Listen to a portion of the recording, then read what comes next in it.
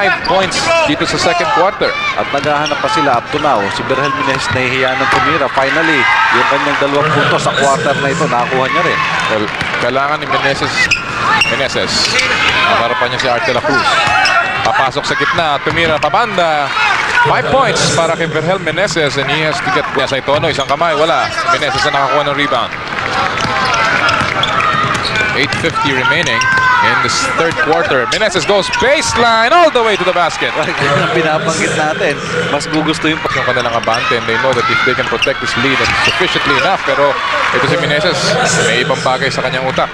Well, ngayon nga sa Yung depensa kulang at ang San Miguel Beer naman napakaganda ng pinalaro. Well, that time nakalusot si Berhel Menezes sa depensa ni Bong Alvarez. seconds remaining, ang kanyang number 1 fan nandun pa sa may dito. Lahat ng ipasok niya talagang umi-score.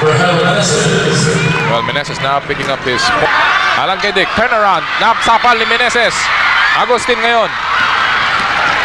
15 lamang ito at malayo pa pong oras natin. Menezes, pumasok sa loob. At eto na, nakakita na ng hagdanan itong si Air Juicers. Menezes, lumipad siya. Big shots! At yung mga scores ng San Menezes, ahead of the back. for a team to overall a 29-point lead. Point shooter, Menezes, tumira sa labas. Makes it! Oh my goodness! 3-point shot!